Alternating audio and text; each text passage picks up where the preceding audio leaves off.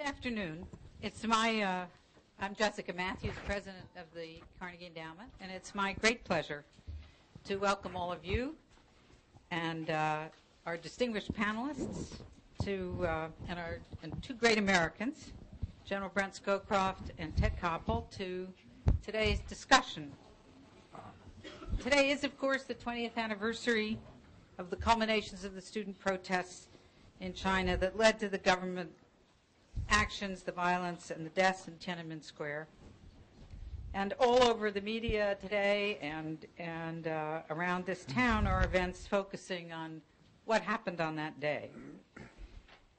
For those of you who haven't read it and would like a firsthand account of what that day and the days to come were like from inside the U.S. government, you couldn't do better than to read the chapter called Untying a Knot in General Scowcroft and President Bush's memoir, A World Transformed. It's a wonderful firsthand account, a vivid one. We've chosen to do something different than to focus principally on that day, because as important as June 4th, 1989 was, the extraordinary transformation of China in the 20 short years since then is surely of much greater historical significance. Tiananmen Square was the low point, and it is the natural marker from which to consider this period of incredibly rapid change. We could not do better than to begin this conversation with our two featured guests. Brent Scowcroft is one of the country's leading foreign policy experts. After a distinguished career in the United States Air Force, he served as National Security Advisor to two U.S. presidents, Gerald Ford and George H.W. Bush. He's now president of the Scowcroft Group, providing strategic advice and assistance to his clients. But more than that, he is very nearly a one-man think tank, serving on and generally chairing literally dozens and dozens of high-level studies and commissions. And in that enormously important capacity and with really tremendous generosity of his time and his brain, he has been the embodiment of bipartisanship, constantly searching for and often finding the moderate, sensible middle ground. A few dozen more men and women in his mold, and I believe this country could find its way to a really wise foreign policy. Ted Koppel's half-century career in radio and television includes every major professional recognition that journalism has to offer.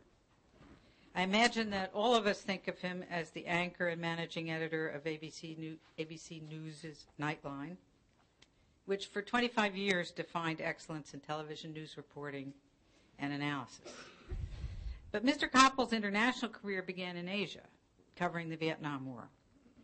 Later, he deepened his knowledge of and his interest in China from a vantage point of Hong Kong bureau chief for ABC, covering, among other things, the Cultural Revolution in China. He has won, well, I'll give you a sense of this, 21 Emmy Awards, 8 George Foster Peabody Awards, 10 Overseas Press Club Awards. It's just an extraordinary record of achievement, and I won't burden you with the whole list. Ted is going to lead a conversation with Brent Scowcroft covering the political, strategic, and other implications of these 20 years since June 4th, 89. And after that, we're going to turn to a discussion with a distinguished panel of China experts. I've just very briefly introduced them to you. Ambassador Stapleton Roy, who was U.S. Ambassador in Beijing in 91 to 95, and currently Vice Chairman of Kissinger Associates and a trustee of the Carnegie Endowment. Douglas Paul is Vice President of Studies here at Carnegie for Asia, formerly U.S. Representative in Taiwan, and a member of the National Security Council staff, among many other things. Min-Shin Pei, Senior Associate with Carnegie's China Program, one of the leading voices on Chinese politics in this country. Min-Shin tells me that, though Ted probably doesn't remember it, that 20 years ago he spent 3 consecutive nights on Nightline explaining what was happening in China. So what goes around comes around. And finally, Evan Medeiros, Senior Political Scientist at the RAND Corporation, who has recently served as a policy advisor in the Treasury Department with the Strategic Economic Dialogue with China. So with that and with great pleasure, I turn this over to Ted and to General Scowcroft. Thank you for being with us.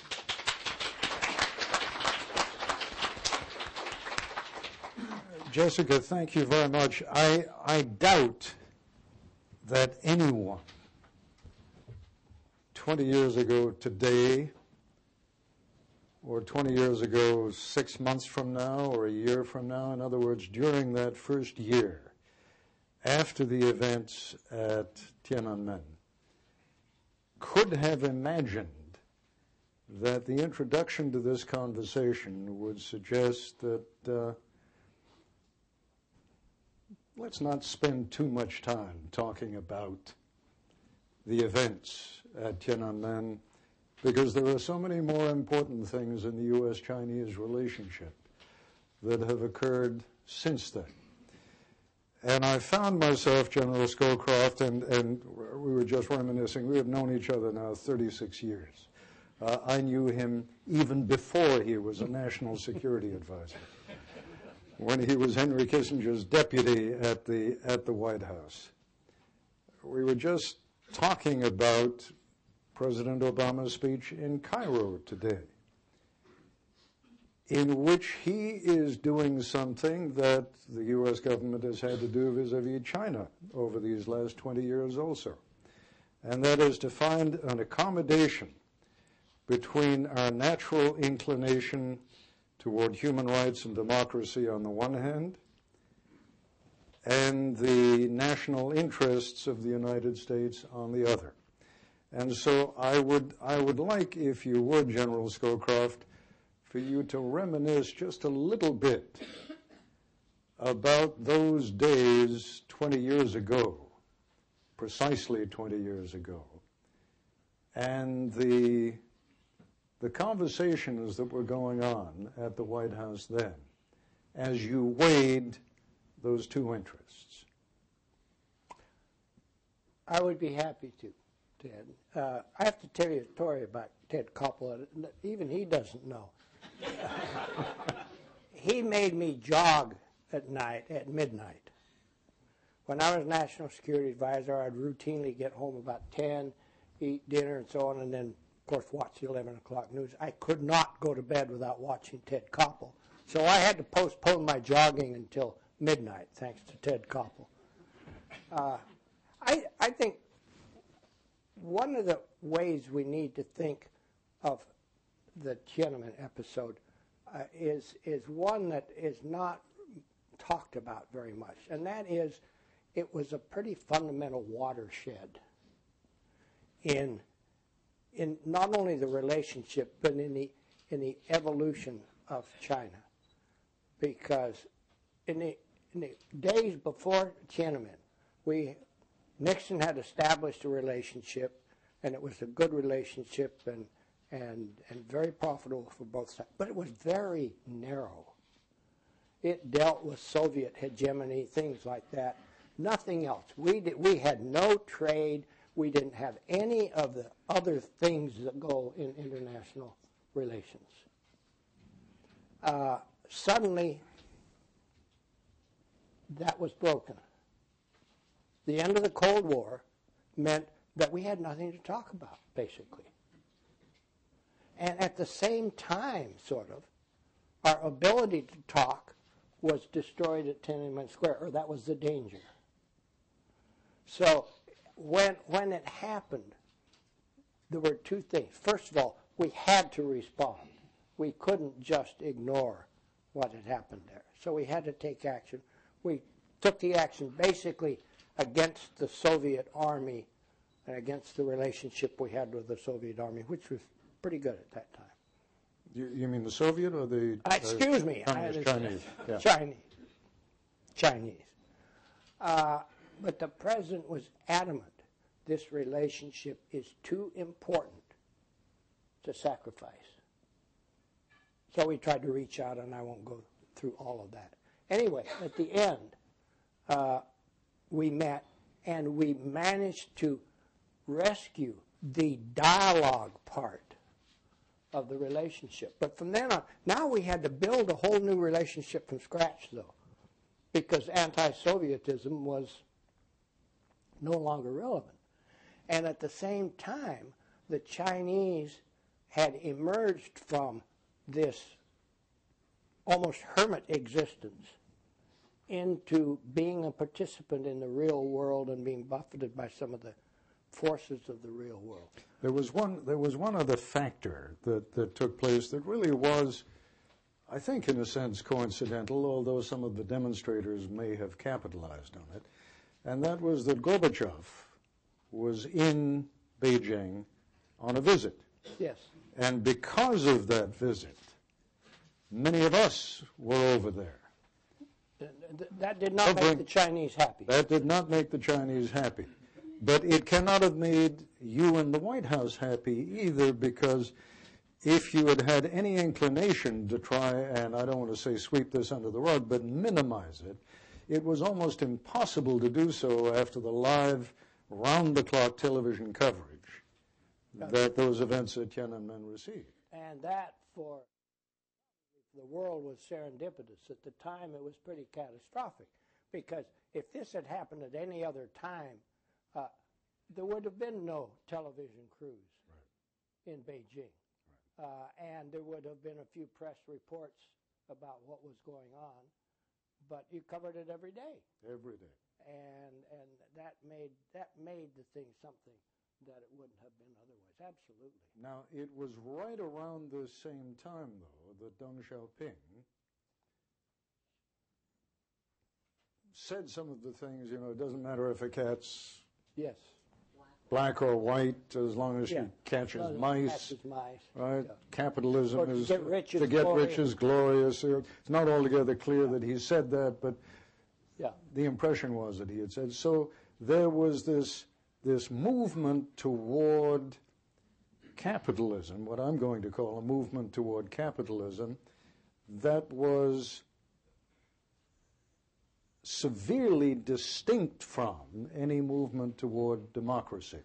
And I think that's something about which there has been a great deal of misunderstanding over, and to this day, there continues to be a great deal of misunderstanding. Would you talk about that a little bit? Well, I think that is quite clear. It was in '78 that Deng really said, basically as a way, how do we ensure stability? How do we ensure our own survival? That is, of the leadership. And the notion was, if we can increase the standard of living of the Chinese people gradually, year after year, then we will be fine. They will support us, and we can retain our position. And so that's what they did. And they set out an economic program. I don't think they said, let's move toward capitalism. I think they just focused, how can we do that? How can we increase our GDP each year so that we can do that? And that's what they focused on. And they did it single-mindedly. And boy, did they succeed. Let me ask you. But one of the things they, as a consequence, didn't really do is analyze the political system and what the changes in the economic system might do to the political system. And they're still struggling with that. Before we get to that, because that brings us a lot closer to the present than I want to let you go just yet, take me back to some of those conversations in the White House at a time when clearly you and President Bush and your senior policy team understand that the relationship with China is an important one. Yeah. You don't want to rupture it. What was going through your heads in terms of how do you convey American displeasure so that it, A, has some meaning but doesn't fracture the relationship? What were you talking about? We started out with a whole list of possible sanctions from the State Department, Defense Department, so on, a whole big list of what we could do. The president was clearly ill at ease with it. He knew he had to do something, but foremost in his mind was the importance of this relationship. And this was a president, as almost everybody here knows, who had been ambassador to China. Who had been ambassador to China, that's right. So he said, yeah, and he picked the sanctions that he thought would do the least harm to the psychological relationship. And then he immediately said, now, what can we do to offset this? His first instinct was what he always do, pick up the phone and call Deng Xiaoping. So he did. He placed the call, and the word came back, we don't talk over the telephone. So what to do? So he sent me over to the Chinese embassy and said, you know, President wants to communicate. We can't do it by phone. Would he be willing to receive an emissary who would speak for him? And the ambassador said, well, who would that be? And I said, well, that would be me. So, almost by the time we got from the embassy, Doug, I think you went over with me, I'm not sure. But by the time we got back to the White House, we had word, yes, Deng Xiaoping would be delighted. How many days after June 4th was this? It says about the 15th of June, I think. I went over the last week in June. So public outrage is still... Oh, yeah. Oh, very high. Very high. Very high. Very high. And you guys are already trying to smooth things over. And we're already trying to smooth things over, and that was a big issue. Well, now, you know, we want to smooth things over, but Congress was in an uproar. Everybody was in an uproar. Right. How does it look to send an emissary as if you're, you know... So we said, well, let's do it in secret. So I got on a transport airplane, military aircraft, had aerial refueling over there. They parked the aircraft behind the terminal building in Beijing so nobody saw it. And we went over and back completely clandestinely, if you will. And you met with Deng? Oh, yes. Can you tell us a little about that conversation? Yeah. He met me warmly and said, you know, I have really relinquished my official position. I'm meeting with you as an old friend. And so we went in and we sat down, and after the pleasantries, he said, well, it's wonderful to see you, but I don't know why you're here. He said, what we've done is our own business. It has nothing to do with you or anybody else. And why are you here interfering in our business? And so I said, well, you're absolutely right. What you did is completely your own business. But the consequences of what you did have great effect on the United States and U.S. policy. And that's why I'm here. So we went through this, and in the end, it became clear to both sides. We didn't do a lot of business then. Both sides know we want to retain that ability to communicate. So the main thrust of this meeting, and this is fascinating. Have you written about this? Forgive me, I should have. Part of that is in the book President Bush and I wrote. It's essentially your concern, quite literally, less than 2 weeks after the events of Tiananmen, and the concern of the Chinese government is we can't let this relationship suffer. Yes. So as you see that relationship now, and as you hear the musings of people who consider themselves to be China experts, who say, don't worry about it. And I would argue that these days what the Chinese have, making the point that capitalism is not, after all, a political system, it's an economic means of doing business. I think the Chinese do have a capitalist system now, but still very much under the Chinese Communist Party.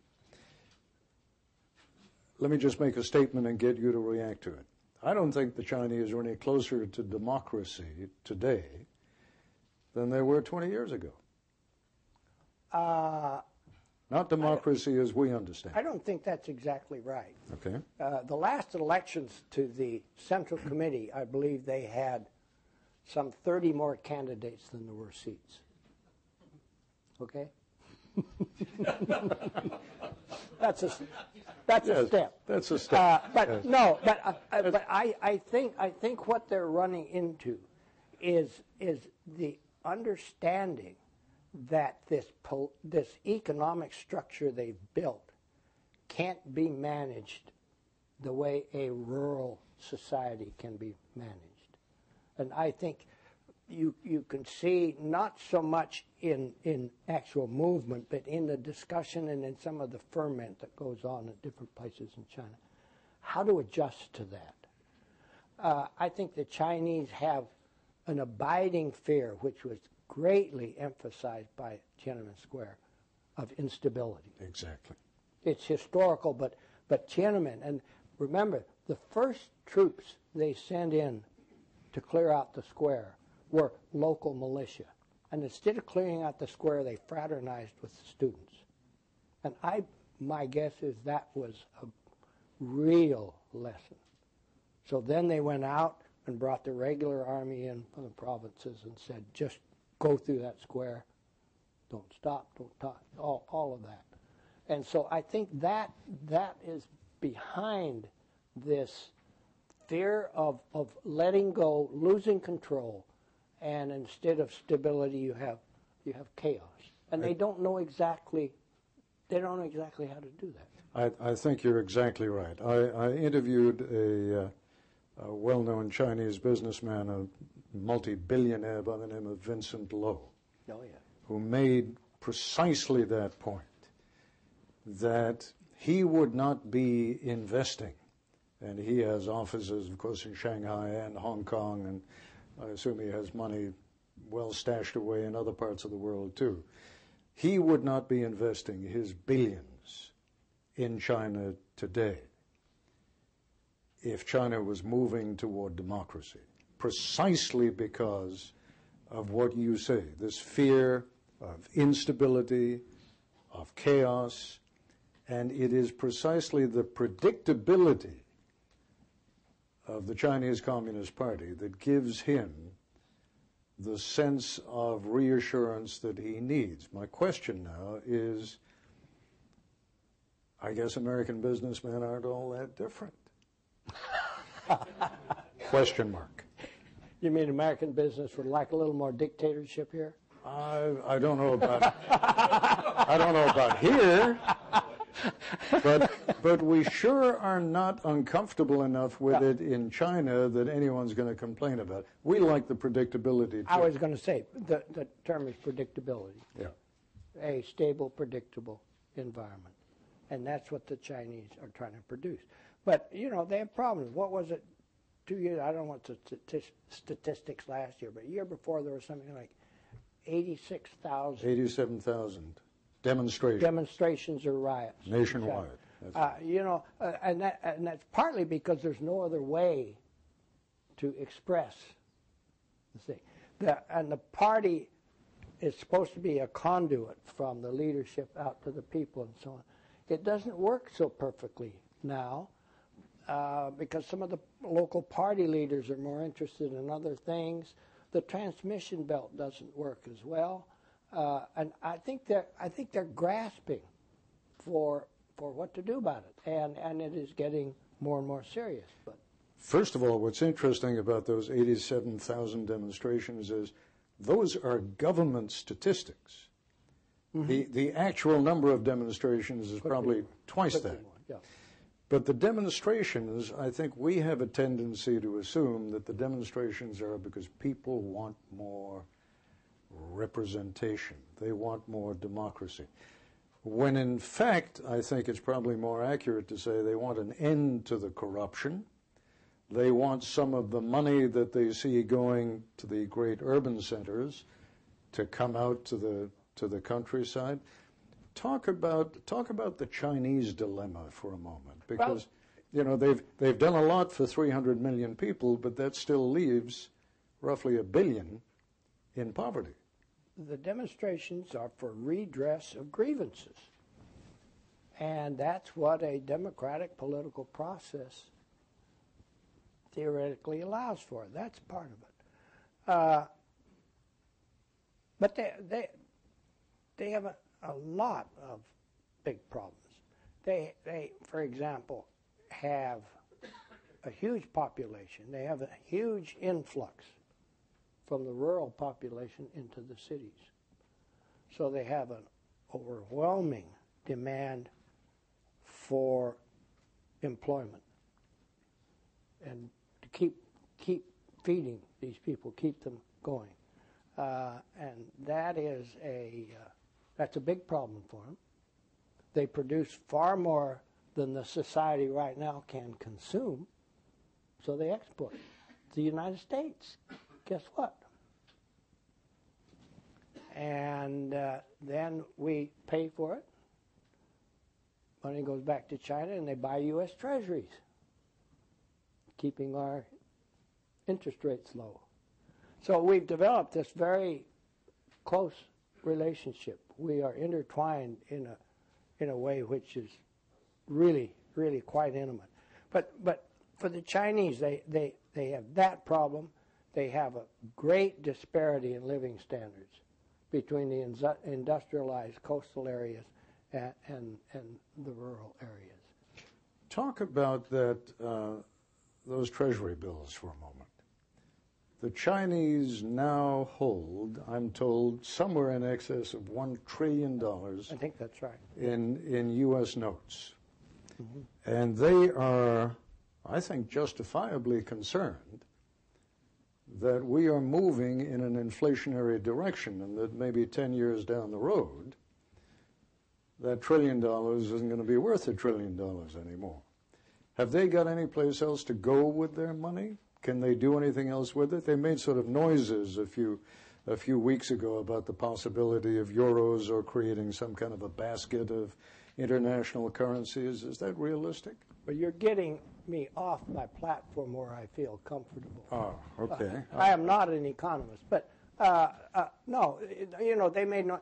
I think what really happened, the Chinese have had great faith in our financial system. They made huge investments in it, and I think it was a real shock to them when the collapse came. And we're not as smart as they thought we were. And I think in that they've looked around and they've made noises about a new World Bank sort of standard or something for the world currency. I don't think it's serious. As I say, we're tied together so closely. People say, well, now what if the Chinese sold their treasuries? Boy, our economy would collapse. Well, the Chinese can't sell the treasury bonds because the price of the dollar would collapse, and they'd lose their investment. Right. So that's what I say. We're together in ways that are. And we're their biggest market. That's right, and actually, I think that's good. We don't realize how closely we're tied together, but I think that's good and it's productive. And it's part of the move toward globalization, which the Chinese are reluctantly now joining. I don't know where the boss is. Jessica, are you still here? Or you want to do questions for a while, don't you, from the audience? If you'd like to take some, sure. Brent, would you be up for some questions from the audience? If you would like to take some. No, I don't want to take any questions. I'm just a conduit. I merely funnel questions. Yeah, sure. I don't answer them. That's the way I think of you. Yes. Well, I'll tell you what. Let's do it. Let's try it. Let's see how it works. Go ahead, please. And if you could identify yourself, Alan Romberg. I'll identify you for us. We used to travel together. Well, he and I used to play tennis in Hong Kong together, so a long time ago. I wanted to ask you, Brent, about this question of democracy and stability and all Yeah. this. I think what you say is correct in terms of how the Chinese have looked at it the way a lot of businesses look at it. Excuse me. Sorry. My question is whether a politically controlled system, in fact, is going to be sustainable over time and is the most stable for a business environment over time, or whether China isn't going to have to adapt itself to what are going to be increasing demands for more voice by more constituencies in China, and whether, in fact, that can't work. Alan, I think you're absolutely right. And I think my guess is deep down the leadership realizes and understands that. They haven't figured out just how to do it. Represented democracies, I say, scares them, I think, because they lose control. There have been discussions about internal party democracy, a way to make the party more responsive to the leadership, which it isn't very now. I mean, out in the thing. They're looking for different ways to do it, but ways to do it, I think, so that their control only very gradually recedes because they're afraid of consequences of going too fast. Questions? Right in the back there. Yeah, I'm Jim Dorn with the Cato Institute in Washington. I spent a lot of time in China since 1988 when we had actually Milton Friedman over there. And the press was very liberal at that time. There was a lot of press freedom, actually. And his talk was widely covered. It changed dramatically after Tiananmen. My question is, in my view, limited government is even more important than democracy. Hong Kong had limited government. It still doesn't have full democracy. They had the rule of law. Do you see any chance that the information revolution and more open trade arrangements and liberalization on the economic front will lead to a more limited government as opposed to just simple majoritarianism? Thank you. I don't know the answer to that question. My guess is the Chinese don't know the answer to that question. You know, think back, the roots of the Tiananmen Square thing came out of an internal party dispute before. It was in the death of, what's his name? Hu Yabang. And that's what really started the student demonstrations. And Hu Yabang was a party leader who turned moderate. And so they retired him. Zhao Ziyang had a very different notion about how to deal with Tiananmen Square. As a matter of fact, if you look at what happened in the Tiananmen Square, the thing went on for over a month. Can you imagine in the United States us letting students occupy Times Square for a month? Well, they could have Times Square. So this was a serious discussion. That's why I say these are not narrow-minded people. These are people thinking they're struggling with really serious problems, and they're honest differences of opinion. And that's what happened here. And I don't see any reason to think that those discussions, maybe in some transformed way, are not going on within the system today.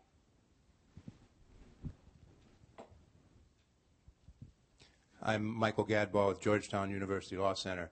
I wonder if you could talk about the rule of law in China as it was in 1989, as it is today, and if you could take those 2 points and project out 20 years from now, what is the trajectory for rule of law, and is it possible even to talk about rule of law in China?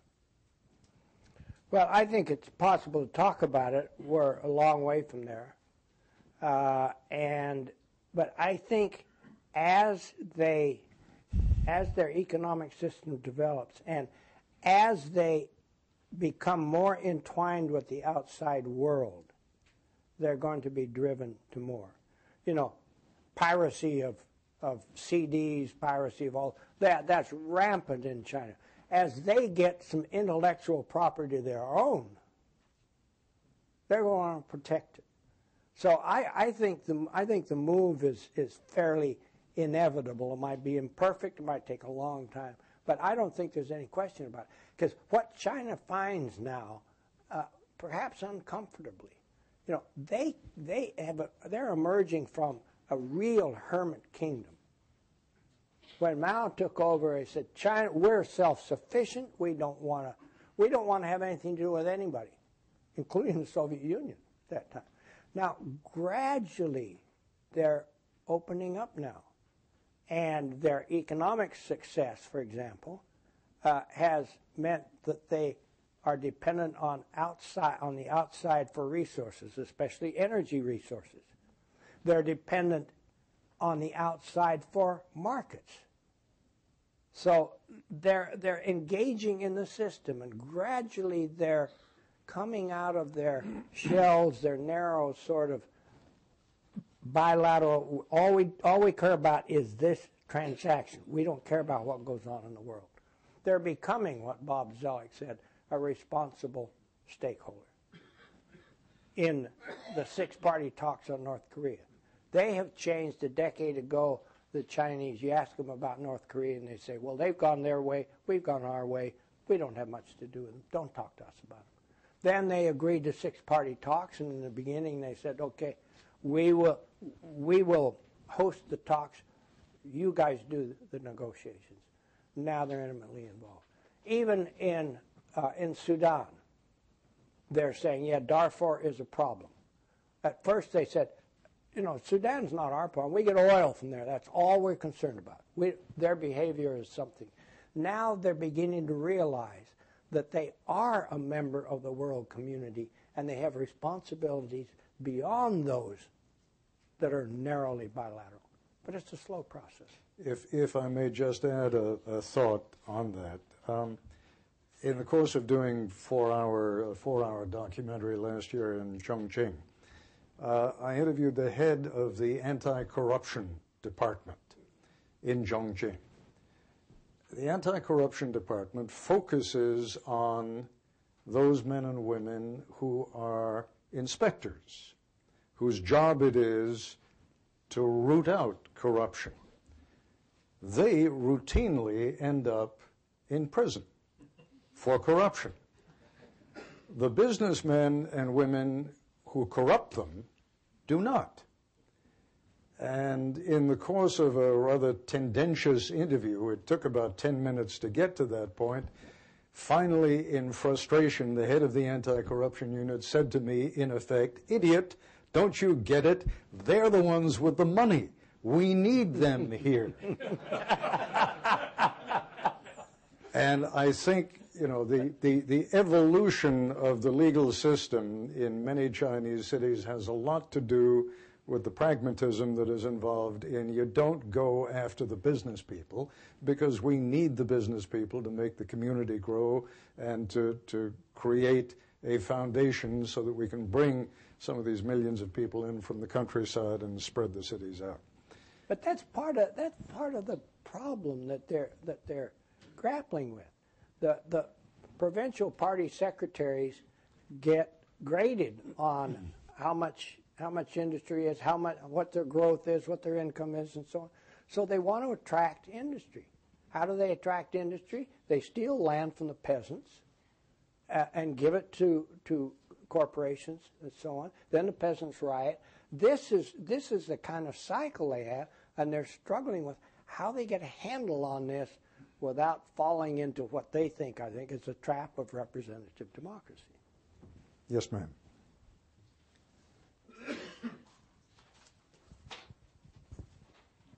Thank you. Beverly Hong Fincher from UDC. I'd like your comment on today's Secretary Clinton's comments asking the government to release the names of those who were killed. I mean, what are your comments? I'm not familiar with that. Yeah, I heard this over the radio. She asked the Chinese government to release the names of those who were killed on that day, 20 years ago. Tiananmen Square. On Tiananmen Square, yes. I don't think they'll do it. Look,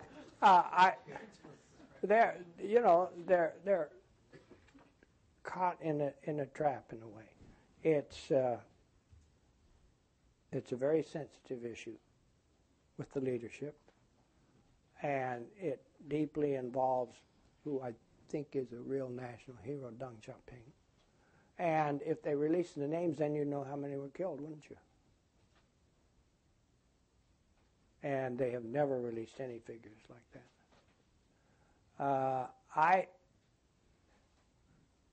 I guess, with apologies to the Secretary of State, I'm not sure it's useful for us to keep picking at that. They need to come to grips with that, however they're going to. I don't think it helps for us to do it. As a matter of fact, it's probably counterproductive. Yes, sir. Right here. I'm Jacob Chen from Taiwan. The elephant in the room is Taiwan.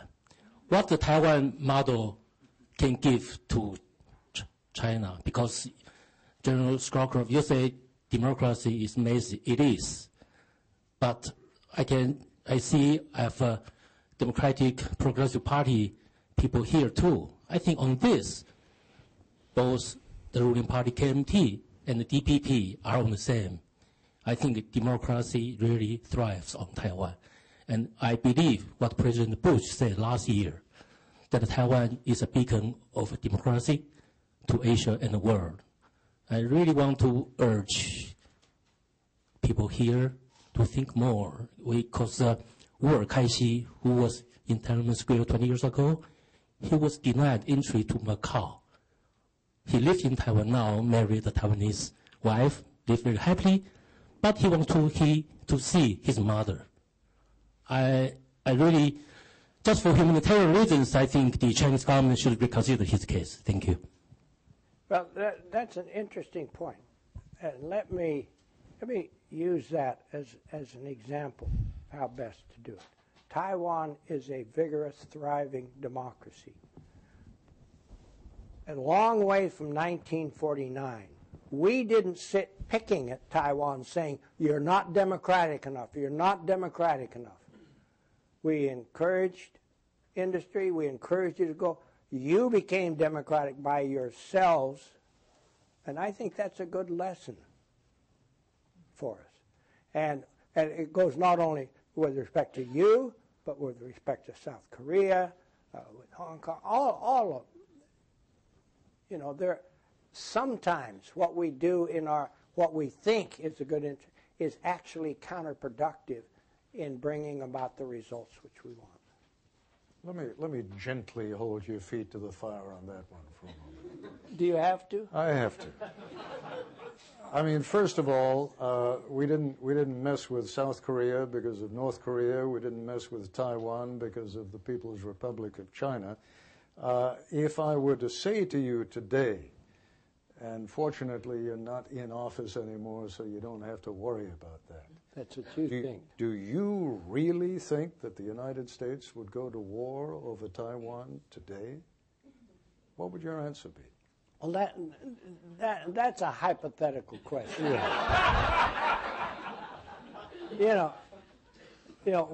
What you're saying is that when there's a problem, we understand why people don't want to be democratic. No, what I'm saying is when there is a greater U.S. national interest, as there was with South Korea vis-a-vis North Korea, as there was with Taiwan vis-a-vis the People's Republic, then indeed we are prepared to pretty much leave them alone. But these days, my sense would be that America's national interest is far more tied up with the interests of Beijing than it is with the interests of Taipei. And the notion that the United States would go to war over, I mean, I find it hard to believe that Beijing would be foolish enough to attack Taiwan these days. But were it to happen, do you think the United States would go to war over that? Well, no, but I think that's a very different question, because I would apply the same thing to Singapore, where we let Singapore develop and didn't we didn't have the same kind of security thing. But on Taiwan, look, I think the United States and China are in a position now. Neither one of us wants a conflict over Taiwan. Right. I think that's right. We don't control Taiwan, and that vigorous democracy does a lot of things that maybe rock the boat. And the fact of the matter is that Taiwan and the PRC have a thriving economic relationship. Absolutely, and my sense is that in this situation, if we can prevent something untoward happening, time is going to be a great healer on this whole process. About halfway down on the right side here. John Corbett, Centra Technology. Thank you very much for all the comments today. My question kind of is a segue from what you've just been saying. The military dimension of the relationship, the U.S.-China relations, has had tremendous downs and ups since Tiananmen. But it's still a critical part of the relationship, and particularly as your discussion about Taiwan and the potential for military conflict. Mr. Scowcroft, what do you project that the military relationship between the U.S. and China should be as we go forward in the future? Well, I think we should think about it more seriously, both of us, and have a better dialogue with each other. That's one area where we have not really had a dialogue. And, we routinely put out reports of the Chinese defense budget and how fast it's going up and all those things. But we do not, for example, have a nuclear discussion with the Chinese like we had in the deepest days of the Cold War with the Russians. Now, I think that's a mistake, because I think we need to understand each other more. If I were a Chinese military planner after the crisis in the Straits of Taiwan in 1995, I would do exactly what the Chinese are doing. In the event another crisis happens, what do you need to be able to do? You want to be able to cut off communications to the American aircraft carriers. Okay? What do? Satellites. You want to be able to attack them. What do you need? Submarines. I mean, it's all fairly straightforward, I think. And the more we can talk and understand,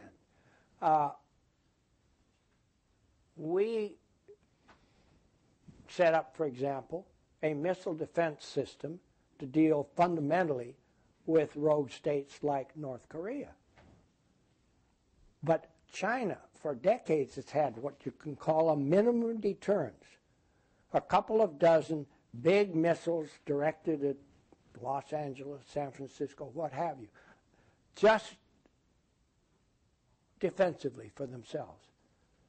But now, we put in a missile defense system which doesn't bother the Russians because they got that.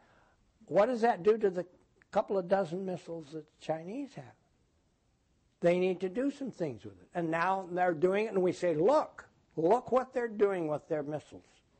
Look what they're doing with their nuclear weapons.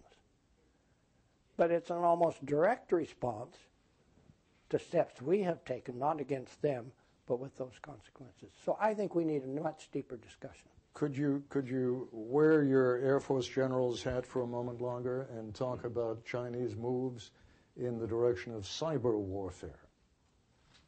I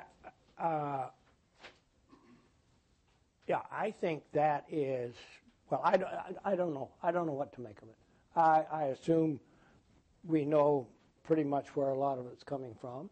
I don't know if we know why, how. Is that the kind of thing you'd like us to have further discussions with the Chinese about? Yeah. Yes, I think so. Because to me, that is something so fundamental to the operation of a modern society. Exactly. That it not only affects us, it affects every other society. And you cannot let that just run rampant, whether it's official or whether it's unofficial or whatever.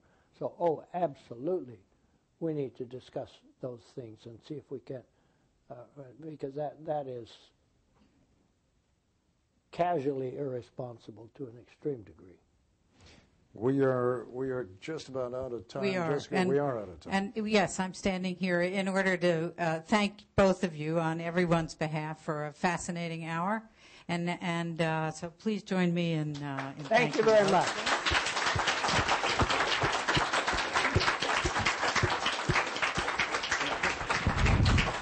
Whoop.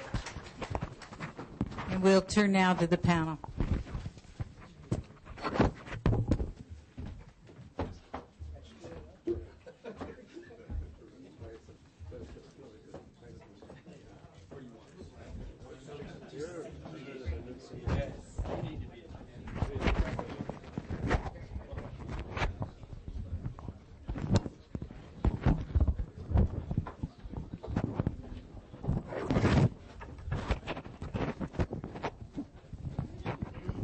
Thank you.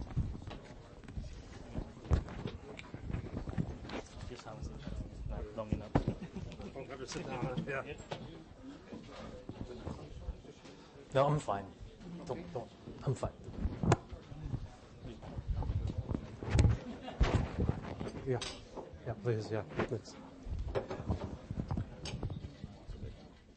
Thanks. This is terrific. I'm Doug Paul from the Carnegie Endowment. I want to thank you all for not rushing for the exits as soon as the Illuminati have departed. And I want to introduce very briefly the sequence we're going to take now. I wanted to start to look at the transformation of China for the last 20 years, beginning with someone who has more than participated operationally at the center of things, Ambassador Stapleton Roy, who has been China's expert par excellence and has been at the core of most of these critical points, and in particular was in China as it made its adjustment to the post-Tiananmen era. And I would turn to Evan Medeiros, who's established himself as one of the real stars of Chinese security studies very early in his career, and comes to us from RAND Corporation, and ask him to make some observations on the many substantial military changes that have taken place with respect to China in the post-Tiananmen period. And then finally, Min-Hsin Pei from Carnegie Endowment, who will soon be leaving Carnegie Endowment to become a professor in California, but who came to prominence in his strong criticism of the Bush administration and General Scowcroft's administration's policy at Tiananmen, but has had a lot to say and think about since then. So without any further ado, I'd like to ask Stape Roy to make his introductory remarks, and we'll get to questions and answers after everyone's had a chance to say a little bit. Please. Thank you, Doug, and I thought this was a fascinating exchange we've just had a chance to listen to. I think the way to look at this period is to think of it as a 30-year process, which can be divided into 3 stages. The first stage was the 10 years after the initiation of the reform and openness policies, and it was clear looking back, and it was clear watching it at the time, that China did not have a stable framework for implementing the radical changes introduced by the reform and openness policies. If you look at the period, you had the purge of 2 general secretaries of the Chinese Communist Party in a 10-year period for being too liberal. You had economic development soaring up to 14%, slowing down to 3-4%.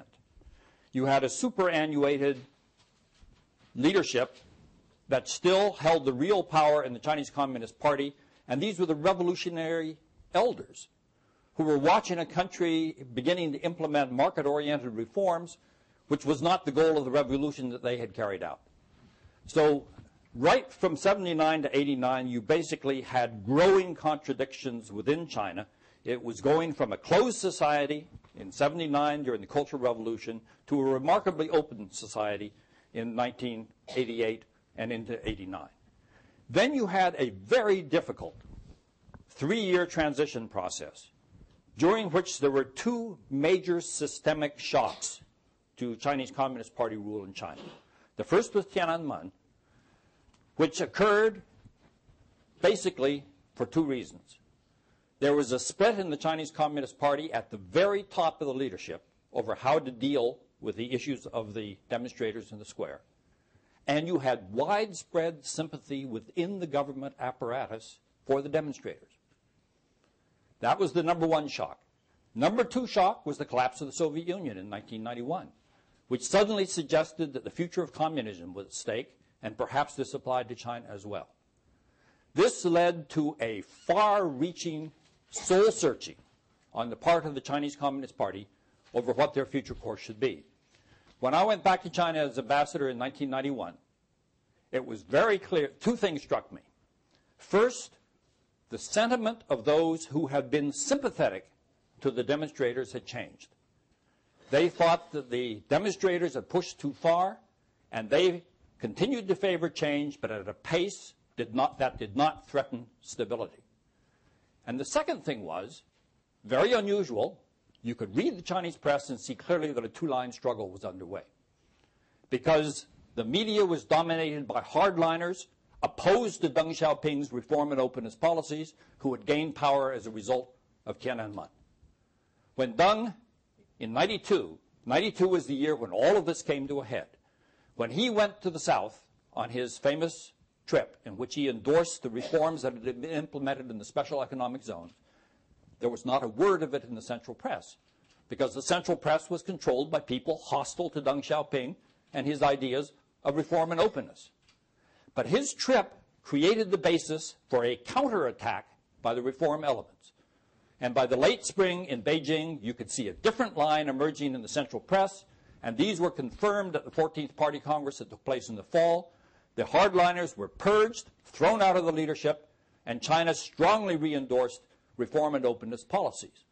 So for the last part of this 30-year period, China has had a stable basis for implementing reform and openness policies because of the results of that soul-searching that took place during this 3-year transition period.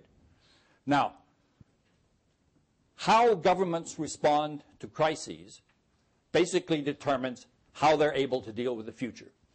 And I would argue that the Chinese Communist Party's response to the crisis of that 3-year transition period resulted in a series of correct decisions that created the basis for this stable change. Let me just quickly race you through some of these decisions that were made, and then I'll yield the floor to my colleagues here. But just to be sure that I don't overlook something, I jotted down some of these things, if I can turn the page. There we go. It repudiated the hardliners and strongly reaffirmed reform and openness. It adopted the market as the driving force for economic change and development. It launched the drive to join the World Trade Organization and restructured its domestic economy to deal with the challenge of opening its domestic market. It rigorously addressed the deficiencies in its financial sector, pouring tens of billions of dollars into recapitalizing its major banks and reducing the problem of non-performing loans. It made stability the criterion for evaluating political change, resulting in very slow movement in that area. Despite the hostile environment toward China that had emerged in Western countries after June 4th, the decision was to continue flooding the West with tens of thousands of students. It fundamentally changed the nature and concepts of Chinese communism. Through the precepts of 3 represents, it made the party the representative of entrepreneurs, well-educated people, and the interests of the entire population, abandoning any pretense of representing a particular class. It threw out class struggle and substituted a quest for a harmonious society. It instituted an orderly process for the selection of top leaders and rigorously enforced age-based requirements. The significance of these changes is more far-reaching than the changes that have taken place in any Western country in such a short period of time. In 1982, the Politburo of the Chinese Communist Party did not have a single person with a university education. The Politburo, 24 people that was selected 2 years ago, consisted entirely of university-educated people, except for the 2 military members, and they are educated, but not at universities. So you have gone in 25 years from no one with a university education to an entire leadership with university education. That reflects the changes in China, and it reflects how the Chinese Communist Party has responded to these types of challenges. That's why China has been able to sustain this uninterrupted period of rapid economic development. Can it continue into the future? The answer is no, not without further changes. Because as China's economic performance continues to generate changes in the social structures of China, new middle classes, The political system is going to have to adapt, or it will face another Tiananmen. And therefore, the question is when, how rapidly, and what will the nature be of those changes? But changes there have to be, or there's going to be more systemic crises ahead. Dave, thank you for that terrific and stimulating opening on the remark. Now we'll turn to Evan Medeiros to talk about some of the from the American security point of view, some of the grimmer statistics. Thanks, Doug. I want to thank you and both Jessica for inviting me. You may not know, but in 1992, I actually started my professional career at Carnegie as a junior fellow. And so it's always a pleasure to come back here, if only 15 years later. What I'd like to do is interpret your mandate for me a little bit more broadly than the PLA, because when we think about Chinese foreign and security policy, there's a lot more there that's occurred since the late 1980s, early 1990s. And what I thought I'd do is kind of highlight what I see as 5 major themes or trends that have emerged as salient aspects of Chinese security policy since 1989. But I'll just begin by noting that it's difficult to, when one tries to evaluate the impact of Tiananmen on Chinese foreign and security policy, it's difficult to make that evaluation because Tiananmen so closely coincided with the most dramatic change in the international system, certainly in my lifetime, and perhaps for many of you in the room as well. I mean, the collapse of the Soviet Union.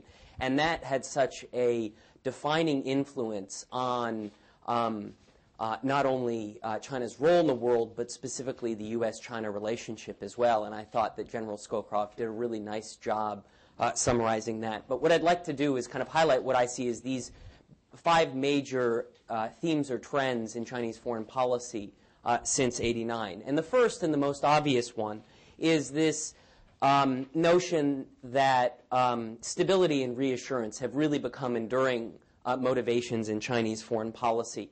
Not only after '89, but also the collapse of the Soviet Union really reinforced to China the importance of creating a stable regional security environment so they could focus on the task of domestic development. And that's why you saw some really interesting trends in Chinese foreign policy behavior after 1989. China began to normalize relations with a variety of countries around its periphery, Singapore, Indonesia, and South Korea. You see a dedicated effort by China to resolve some of its festering, both land-based and maritime territorial disputes. And then beginning in the mid to late 1990s, as a result of some of those processes, you begin to see China think more systematically about how it needs to reassure countries around its periphery that its expanding military and economic capabilities aren't going to threaten countries in its around its borders. A second major feature of Chinese foreign policy since 1989 is, simply put, the dramatic evolution in the U.S.-China relationship. As General Scowcroft pointed out, the loss of the Soviet Union as the kind of binding motivation for the strategic condominium between the United States and China really left the U.S.-China relationship kind of afloat. And so it spent the subsequent 20 years trying to find its moorings. And Harry Harding famously wrote about the fragile relationship that was thin, relatively under-institutionalized, where U.S. and Chinese leaders in the early 1990s didn't know that much about one another, certainly didn't share similar views of the world, and the kind of Maoist and Marxist view of the international system was still fairly prevalent within China, across the Chinese bureaucracy. That's changed dramatically in the last 20 years. You have a very thick and very heavily institutionalized relationship between the United States and China. You have Chinese leaders throughout the system that not only some of whom have been educated in the United States, but have traveled to the United States successively. I had the experience of working with Secretary Paulson, and the fact that he, for example, had a personal relationship with Vice Premier Wang Qishan is kind of emblematic about where our relationship is in terms of the degree of institutionalization. The fact that we now have these two new strategic and economic dialogues, the fact that across the relationship you have some 60 official channels of dialogue, and that's separate from all of the non-governmental interactions, really speaks to the qualitative changes in interactions between Americans and Chinese. A third major feature of Chinese foreign policy would be that China's gradual integration into and adherence to norms, rules, and institutions of the international system. I mean, China in the 1990s became a rule taker. It moved from the Maoist view of the world where it needed to reject the institutions and rules created by the imperialists and the hegemonists to one where it wanted to become part of the system. And this is reflected throughout its behavior on security issues, on trade issues, signing up to a variety of non-proliferation rules and regimes, of course joining the WTO, joining a variety of multilateral institutions throughout East Asia, becoming much more active in the UN. China is now the largest contributor to UN peacekeeping operations among the permanent 5 members of the Security Council. And then, of course, China's activism within the UN Security Council on controversial issues like North Korea and Iran is very well known. A fourth major trend would be the kind of development of a truly global diplomatic profile and national role concept for China. Washington is awash in studies about Chinese diplomatic activism in Latin America, Africa, in the Middle East, and such. But what I think is even more important is the way in which Chinese leaders have begun to define their national interests in a way that is at least more cognizant of the fact that it needs to contribute to the sustainment of an international system from which it benefits. And I think Bob Zoellick is due a lot of credit for kind of accelerating this debate in China by promoting the concept of the responsible stakeholder. And you've seen a growing Chinese awareness of the importance of contributing, quote, global public goods. And that's reflected in a variety of different activities. Most recently, the PLA Navy's willingness to deploy a surface action group to contribute in the anti-piracy operation. The fifth point I'll make is about the PLA. And we've seen very significant changes in the PLA.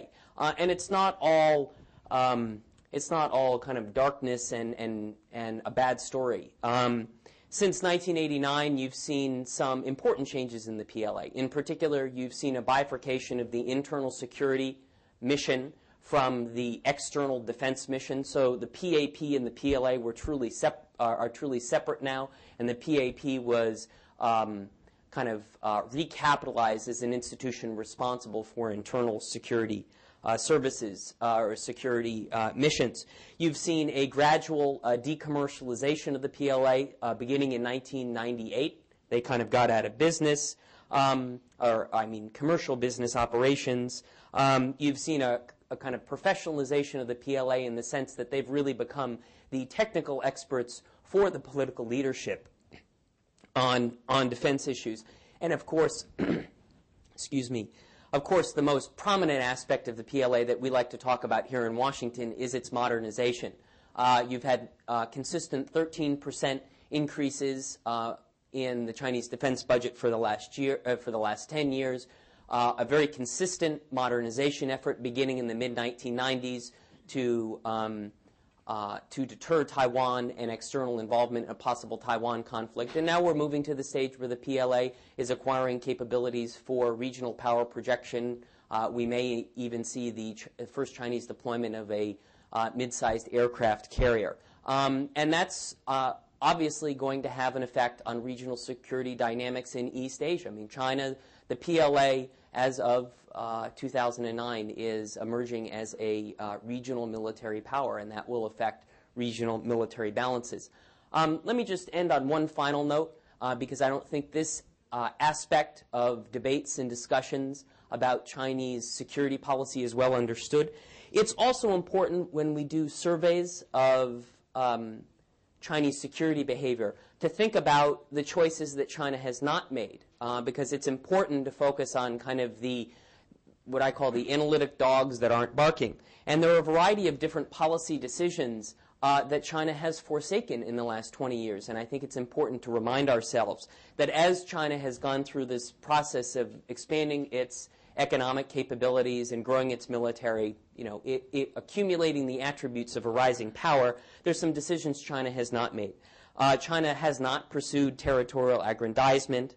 China has not developed security alliances or balancing coalitions against the United States or other major powers.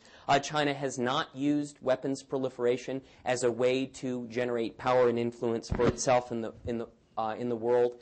It's not developed and deployed, or it's not developed military bases abroad and deployed troops, in foreign countries. China has not put forward an alternative vision for regional or global order as a way to compete with the United States or other conceptions out there. And so it's just important when we think about what it means for China to be a rising power, let's remember the choices that aren't made. And that's not to suggest that China doesn't create a variety of challenges for international prosperity and security, and that's not to suggest that China doesn't challenge U.S. interests. It's just we need to bound our discussion of what a rising China means, and I think that that's an important direction for our discussions to go. With that, I'll turn it over to Min-Shin. Well, first, let me just say, Evan, that was a superb overview of the broad security picture, and we all know that it's based on terrific scholarship you yourself have done. Thank you. And I would refer everyone here to Evan's books, including the newest one on the regional growth of Chinese, exercise of Chinese influence. That's right. Min-Shin? Thank you. I'm really glad that Ambassador Roy put the event 20 years ago in a historical context. It's not very meaningful to talk about Tiananmen alone without talking about 1992. Because if Tiananmen saved the Communist Party from the pro-democracy forces, then Deng Xiaoping's tour in 1992 clearly saved the Chinese Communist Party from the economic conservatives. So we have to put the the two events together in thinking about how China has evolved in the last 2 decades. I also agree with Ambassador Roy's assessment that post-92, I would say, China had a much more stable political order. I would add some details. In the 1980s, China had a very different Communist Party and had a very different reform coalition. In the 80s, China had people who are politically liberals, people who are in the middle, people like Deng Xiaoping, and then people who are economic conservatives. Deng needed all of them in the 1980s. He needed the liberals to force the conservatives to consent on measures of economic reform. And he needed the conservatives to fight the liberals so that the liberals would not get too far ahead on the political front. But after a decade, that strategy turned out to be not working. And constantly over the 1980s, Deng had to fight the liberals himself on the political front, and he had to fight the conservatives on the economic front. And the tensions came to a head in 1989. In fact, there were grumblings at a very high level before the crisis in Tiananmen Square. So what Tiananmen Square crisis did was to help Deng Xiaoping take care of one problem, the problem on the liberal side. I mean, in the Chinese Communist Party parlance, it's called the rightist. Here it's very different. He really settled, because Deng was very firm on the issue of democracy. He was against it, period. But in the 1980s, he couldn't do anything about, other than some marginal modifications about the liberals within the party, because he needed them. 89 came, and he found that he had no other choice but to purge them. But he settled that dispute. But in the ensuing 3 years, he had a different problem, because the economic conservatives, who also happened to be political conservatives, seized the power vacuum created by 1989 to reassert themselves. So for about 3 years, China was in a state of stagnation. And then this external shock, the Soviet collapse, came along. And if you look at the timing of Deng's visit, it just happened after the Soviet collapse. And by that time, I think the economic conservatives had absolutely no political capital. So they consented to a much more radical version of the economic reform program. So 92 settled another issue. So I think today China is in a state which Deng Xiaoping himself dreamed of what we would call a new authoritarian political order. This political system embraces capitalism but suppresses democracy. And then that fulfills Deng Xiaoping's vision for China. Well, we'll talk about this, whether this vision is sustainable later. Also, over the last 20 years, the Communist Party, in following this vision, evolved into a very different Communist Party. If you look at the composition of the Communist Party, you can legitimately claim that even in the 1980s, the Communist Party was basically a party of workers, peasants. About 70% of its membership in the 80s came from workers and peasants. In other words, it had roots in the bottom strata of Chinese society. Today, when you look at the Chinese Communist Party membership, it's a very different party.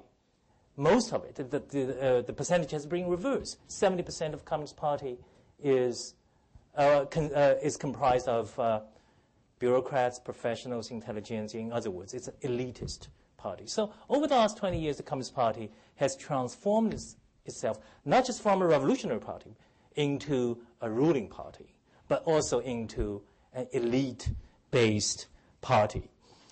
And second is that this party, in terms of its understanding of capitalism, has also evolved. In the 1980s, the party's liberal wing was much more welcoming and open to Western capitalism. But the party as a whole remained skeptical. But over the last 20 years, the party had gone through a thorough transformation on that front. It became far more confident about dealing with Western capitalism. It found that, surprise, surprise, initially it thought Western capitalism would come in not just to the disadvantage of the Chinese economy, but could become a potential political threat.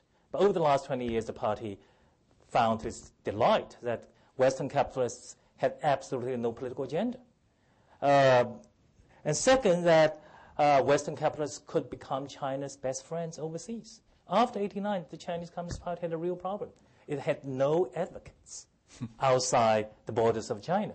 And today, if you look at the best friends the Chinese Communist Party has, ironically, these are capitalists, not sort of the workers. And of course, the workers in Western countries are Chinese Communist Party's worst enemies today. Because you look at the anti-China coalition. And certainly, I think the Chinese Communist Party also concluded that it could manipulate the competitive dynamics of capitalism to its own advantage, typically pitting different countries or corporations against each other. So, and of course, over the last 20 years, the Communist Party, as I said, after purging the liberals, it has become a much more ideologically cohesive Communist Party. In the 1980s, there was debate over the speed and direction of reform. Today, the debate within the Communist Party is not about speed or direction of reform. They have settled these two biggest problems. They debate over specific policies. And that's very different. So today, it's not about ideology. It's really about who gets what and how. Also, I think over the last 20 years, the party has learned how to govern much more skillfully. And I want to highlight just two things. One is it has learned how to co-opt.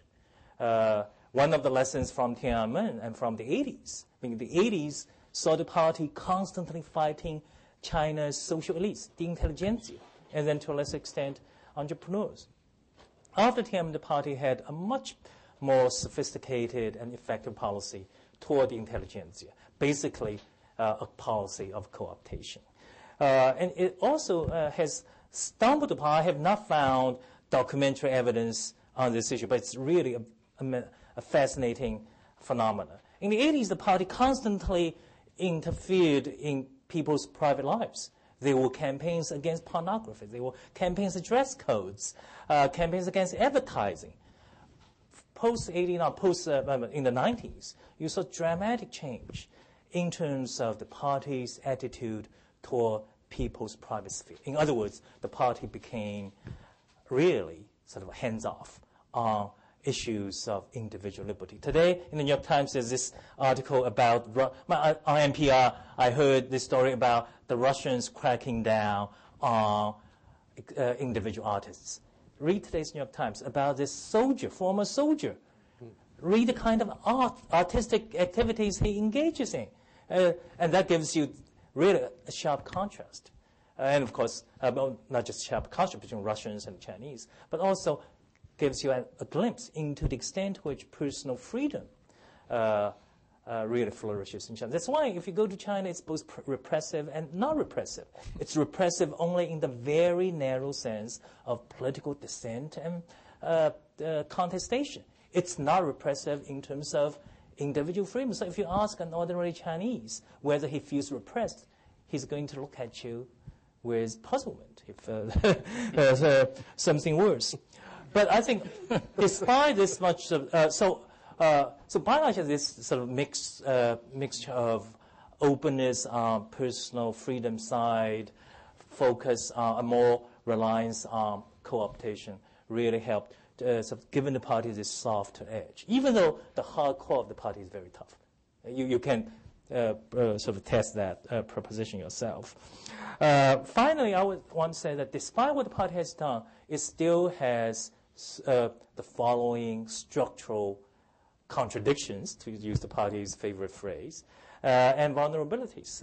First of all, because it's become an elite-based party, its base in society is actually very narrow. That's why today the people who are against the party are the former allies and friends and comrades of the party. 87,000 incidents of riots. If you look at who these people are, these are the workers, peasants, China's disenfranchised groups. So I think in the future, Mao will have come back to organize this group. But that means the party is politically vulnerable to populism. Because this is a group that's full of resentment toward the policies the party has pursued since the 1990s. Secondly, that the co-optation strategy is not sustainable in the long run because it's a very expensive strategy. And also the speed with which Chinese society is producing potential counter-elites is so fast that the party really is in a knowing situation. And finally, the party has this baggage of ideology. It's a party that if you judge its policies, its personal orientations, or even the personal friendships the elites have, it's clearly a right-wing party. But if you look at the party's official ideology, pronouncements, its tradition, it's clearly a leftist official ideology. And that's where I think the party is tearing its hair out, trying to reconcile these two fundamentally irreconcilable facts. I don't think the party can succeed in doing so because it has to change its policy or it has to embrace a different ideology, either of which will be very, very difficult. And State ended on a very interesting question, that is, given the success of the Chinese economic development, changes in Chinese society, enormous pressure is being created on the party to reform its political system. Will the party do so? I mean, I've been trying to answer this question ever since Jessica hired me 10 years ago. My observation of how the party has reflected on Tiananmen, on the Soviet collapse, is that no, the party wants just to muddle through this question. It does not know it has a clear answer, but it knows what not to do. Two lessons it learned from the Soviet collapse and from the Tiananmen Square incident. First is that if for a communist system, any political reform, once it gets started, is very difficult to control. And second, a Leninist party, or whatever you call the current Chinese political regime, actually has a lot of potential enemies within. Because what happened during Tiananmen is that all of a sudden, government ministries, newspapers, or other and many other official institutions turned against the party. In other words, this political order can be extremely brittle when you actually open up the political floodgate. So I think the party understands this. If those elites who do not understand this basic fact probably do not belong in the party, and if they are in the party, probably will not stay there very long. Thank you. Well, thank all three of you. I think, speaking certainly for more than myself, having this multi-decade perspective and multiple perspectives on the time that's passed has been an educational process that I didn't see equaled in any of the things I've read in the papers and magazines leading up to this June 4th anniversary. So I think it's a unique opportunity for us. I'd like to ask my own first question of each of you, and then we'll throw the floor open to our guests. The first question really, it's you've talked about how we got where we are, and been saying a little bit about where the dilemmas are in the future. I'd ask each of you successively, do you think it's going to be more of the same for the next decade? Or if not, where will the discontinuities come from? What are the challenges that are really presenting themselves to this regime? Steve, can I start with you?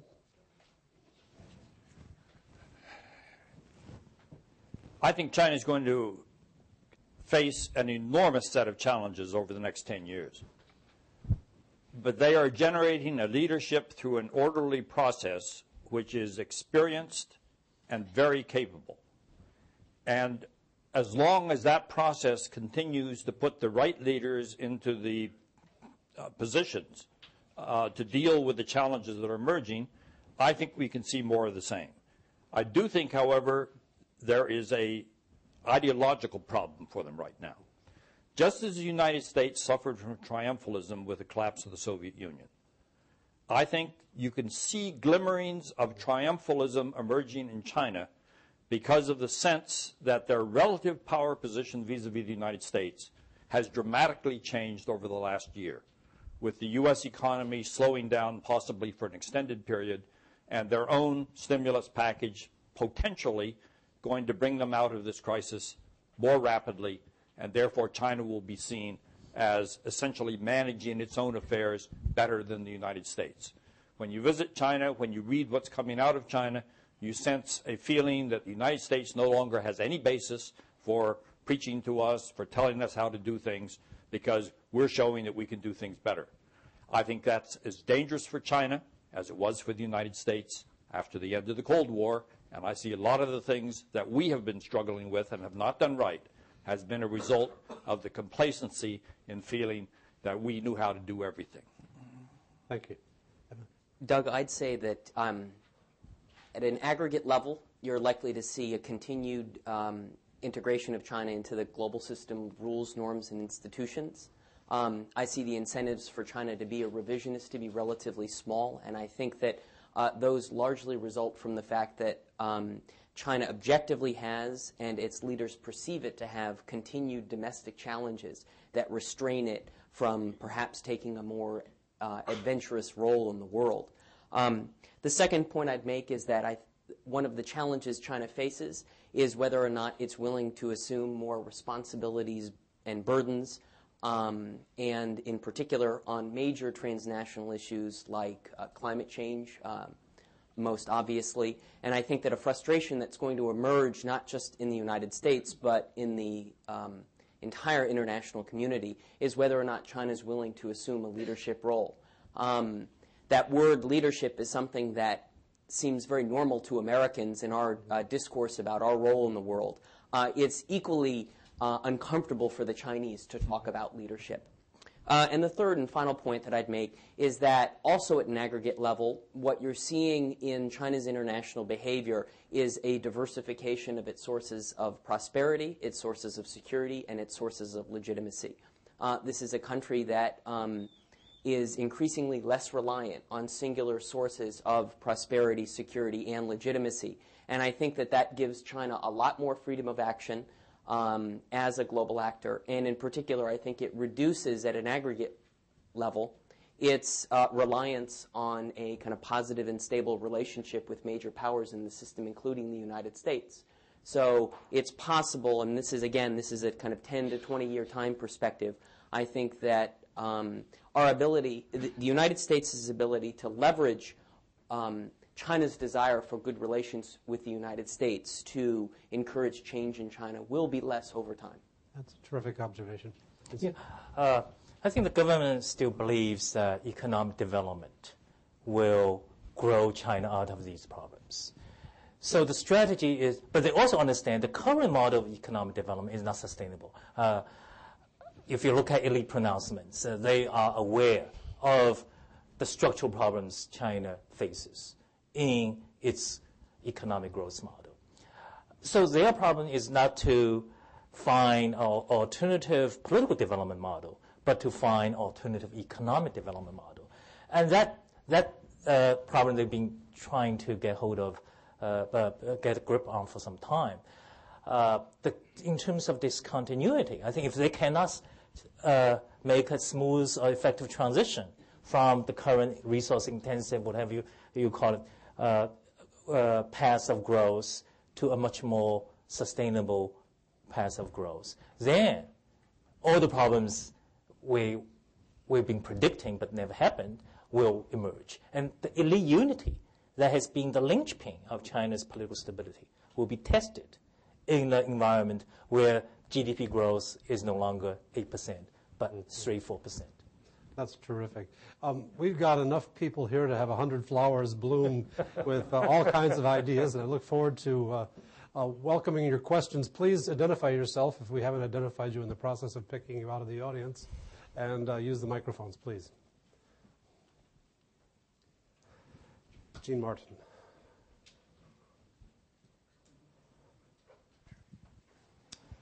Gene Martin with Asia Pacific Strategies. Tiananmen demonstrators were often labeled as being interested in democracy. How would you see, I don't believe that was actually the case, frankly. I think initially it was against nepotism, corruption, and inside activities by the party. How would you see the term democracy being interpreted or translated in Chinese in the next, say, 10 years?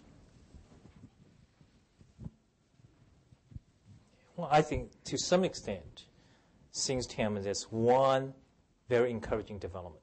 That is, you cannot challenge the party's legitimacy, but you can question the party's competence. So I would say democratization of public policy debate is the first step. When you go to China, what do you hear? You hear about people's criticisms of a very poor health care system, awful education policy. So I think that's the first step. And I think it's a healthy development, because instead of sort of developing abstract concepts, they are trying to actualize democratic politics. I assume everybody here has read the work report of the Chinese Communist Party that came out of the 17th Party Congress. In Chinese, of course. In Chinese, of course. If you compare that work report with the work report that was issued after the 16th Party Congress, you will find that the issue of democracy is a very active issue within the Chinese Communist Party. If you look at what's being published in China, you find some very interesting and provocative books and articles that are trying to look at how the concept of democracy can be applied to China in ways that don't threaten stability. Min Xin is absolutely right. They haven't found the answer. But the issue is very much on their agenda, and this is not characteristic of the past. This is an emerging issue in China. I think that process will continue. Unless the democratic countries in their responses to the economic crisis discredit the idea of democracy because of poor performance. And that is actually a risk. But I think in general the trend in China is toward more active intellectual engagement with the issue. Mike Gadbois. Michael Gadbois with Georgetown University Law Center. It seems one of the defining issues in the relationship between China and the United States will be climate change. And what will determine whether that will be a source of conflict or collaboration, conflict resolved in places like dispute settlement mechanisms in the WTO or collaboration around technologies like clean coal, et cetera, will be whether we can reach an agreement with the Chinese. At the heart of that agreement, it seems to me, are two simple concepts. One is generational. That is, what are the responsibilities of a country for past generations of pollution or future generations, as in the case of China. And the second is level of economic development. What are the responsibilities of different countries at different levels of economic development? And my question is, do you see a debate in China that is actually preparing the public for the kind of compromise on that generational issue and level of economic development which would make possible an agreement, which would make possible more collaboration on this front than conflict? Quickly, the answer is yes. China is aware of the problem, but like the United States, we both believe that we have to address climate change, but we want it to be as painless as possible. Where we will disagree with China is if China thinks that we're trying to transfer the pain to them, and we will also have difficulty working with China if we think their approach maximizes the pain for us. The underlying problem is there is no painless way to address the problem of climate change, and both governments are going to struggle with a problem of speaking more than they're prepared to do, and I hope that working together can make that problem more manageable.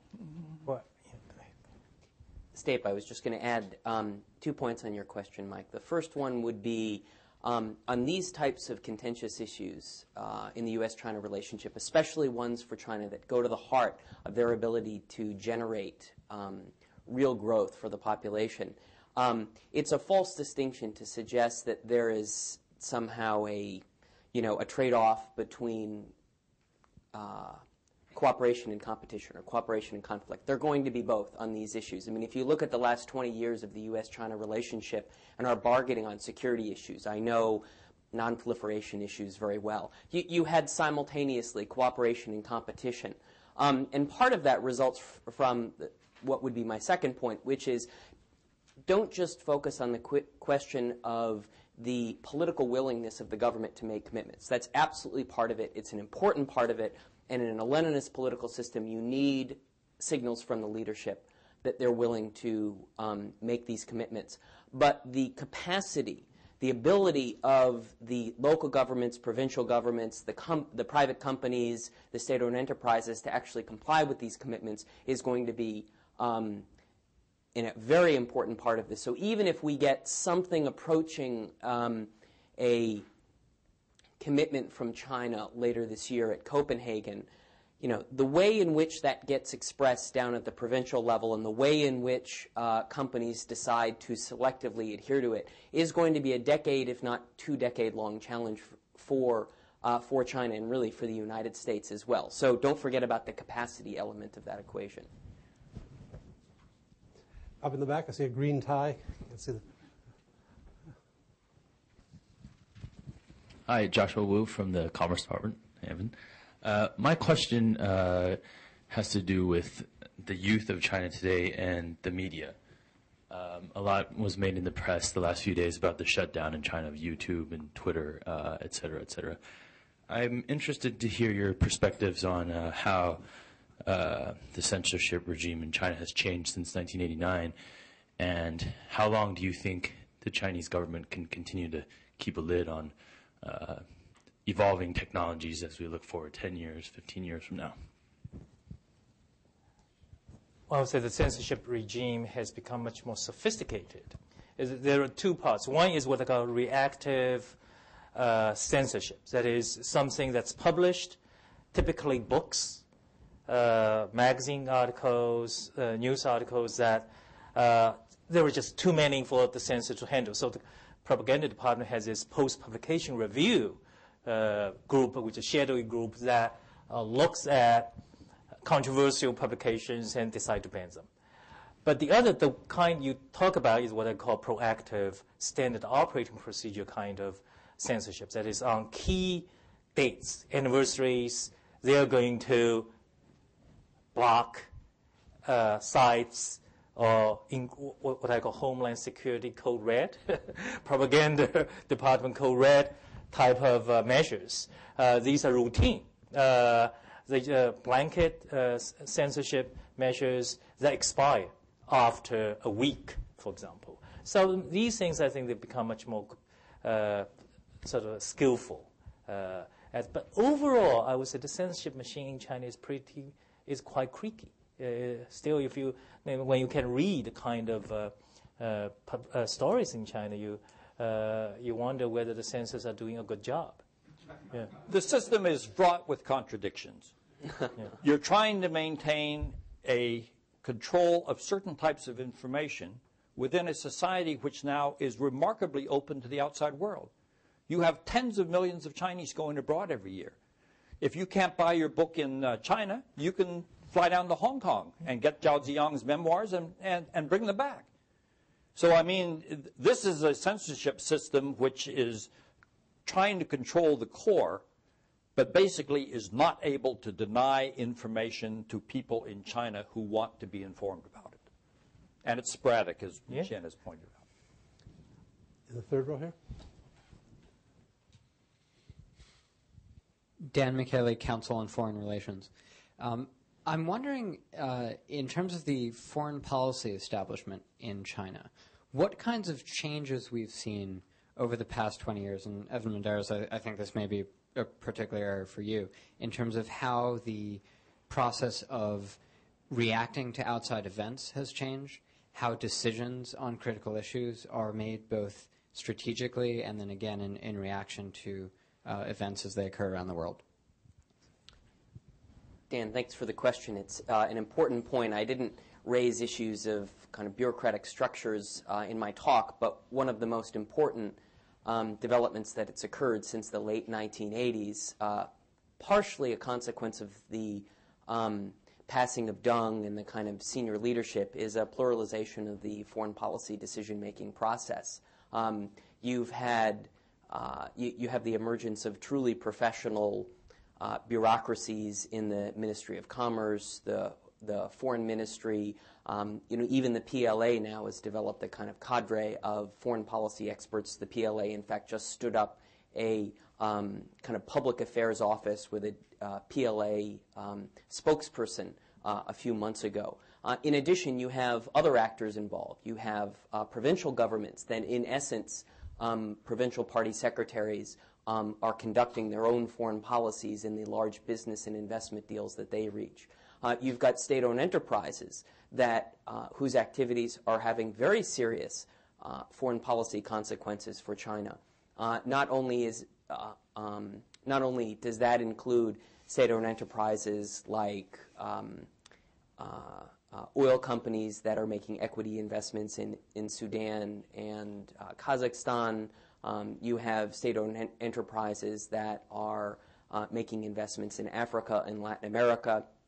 In fact, one of the big frustrations for Hu Jintao has precisely been this point. There are so many actors in China that aren't kind of technically within the central government bureaucracy that coordinating foreign policy has become a huge challenge, and that's why in the late summer of 2006, Hu convened a very large and very unique Central Foreign Affairs Work Conference to kind of set out a series of guidelines to impose, to the extent possible, a degree of party discipline on these kind of non-core central government actors that are having a bigger role in foreign policy. One of the most significant challenges China faces in this regard, and it's something that Carnegie, Michael Swain, has done great work on, is the issue of crisis management. That one of the big weaknesses of the Chinese system is the lack of coordination across the kind of military, foreign policy, and other government actor system to coordinate decision-making during major national security crises. And it's a institutional weakness the Chinese know about, but they're not really sure how to fix it. And so until they do, their kind of ham-handed response to crises like, EP3, their delayed response to the ASAT test, these kinds of things are going to continually handicap their foreign policy. Jessica? Half a dozen years ago, we had the slogan "Peaceful Rise," and the argument that China was going to be the first major power to achieve a new tier of influence without causing conflict. And then it disappeared rather quickly, the phrase. Once China becomes the world's largest economy, which is not going to be that far off, are we going to see peaceful rise? Is it going to continue to look inward and worry about its own backyard, or is it inevitable in your collective view that it will have broader ambitions? The core of peaceful rise was retained. They changed the terminology. So peaceful rise was replaced by peaceful development. The concept in theory is the same. The connotations are slightly different. China still believes that as a national policy, it should strive to avoid generating conflict as a result of its emergence as a greater power. Can it do so? The answer is, if it was entirely up to the will of the leaders, perhaps. The problem is going to be, and we're already seeing clear manifestations of this, that as China becomes a more significant country in terms of its military capabilities, in terms of its size of its economy, the Chinese people demand more. They want China to be more assertive. Not as a mass movement, but it's significant, it's emerging in Chinese attitudes and domestic debate. So you have the potential problem of, if you democratize China, you may end up with a much more dangerous China, more responsive to public attitudes similar to the United States at the end of the 19th century, where we're feeling our oats and we want to go around and show people that we can't be lightly ignored in terms of our interests. So I think the challenge for China is they've read history correctly, but the implementation of a course designed to avoid the problems that other rising powers have run into is going to be more difficult, perhaps, than the Chinese leadership fully recognizes. And the lesson for us is be careful what you wish for. Yes, but there is another lesson to be borne in mind. We rose in the Western Hemisphere. We picked our wars with Mexico and Spain. China lives in a very dangerous world surrounded by big powers with big capabilities who will react immediately to assertive Chinese behavior. So the corrective impacts on China of overly assertive behavior are going to be much more immediate and much more relevant to China's own national interests than in our own case. Just to pick up on that, because I think Stape's absolutely right in highlighting the fact that there are going to be continued constraints on China's ability to translate growing national capabilities into kind of more global influence. I see those constraints as fairly consistent. But another constraint that's important to keep in mind is, let's say China does become the biggest economy in the world, depending on whether you use market exchange rates or PPP.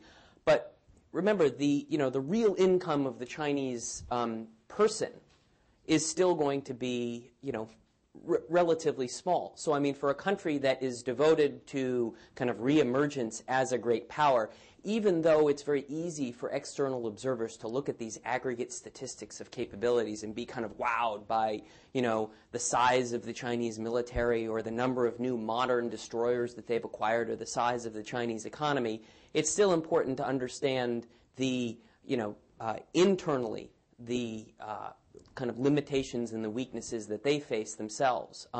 My view is that I think we have a pretty good understanding of how certainly the fourth generation and to some extent the fifth generation view this prospect of China rising and China's kind of national revitalization. We don't have great insight into Li Keqiang and Xi Jinping, but there's pretty good indications that they that they share Hu Jintao's view of China's position in the world. The real question is, as China's national capabilities expand, what do the 6th and 7th generation leaders think? As we all know from history, personalities and leaders can have a very defining influence. And we just don't have good visibility into that. And it's going to be the way in which those leaders, their preferences, choose between the costs and the benefits associated with, kind of pursuing or kind of redefining China's interests and then pursuing them perhaps in a kind of more aggressive manner. It's those preferences of the leaders that I think will be really defining, and we just don't know. Well, I used to be very sort of reassured about China's ability to manage its own power, its growing power. I'm not so sure anymore. If you look at how China has been behaving over the Tibetan issue, you get quite worried, because it's a case where they've decided to use their power quite aggressively. This is where China is talking about imposing economic sanctions, imposing political sanctions, of all places, France, Germany, and others. So I think it's a temptation China will have to resist, because once you're a big power, you behave like a big power. And for China, the historic baggage, the political baggage will be huge. We have time for one final question. Beverly Hong Fincher. If I may. To the microphone, please.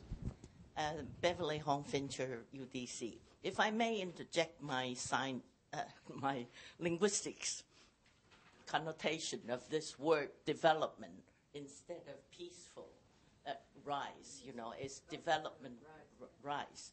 I think the development is comprehensive without this scientific word, the modifier, scientific, deleted. So in other words, development means comprehensive development rather than economic development, because they notice that the rest of the country is not so well developed. So it's with the word scientific deleted. That's my... No question. Okay. Well, please join me in thanking our wonderful panel for this terrific panel. Thank you very much.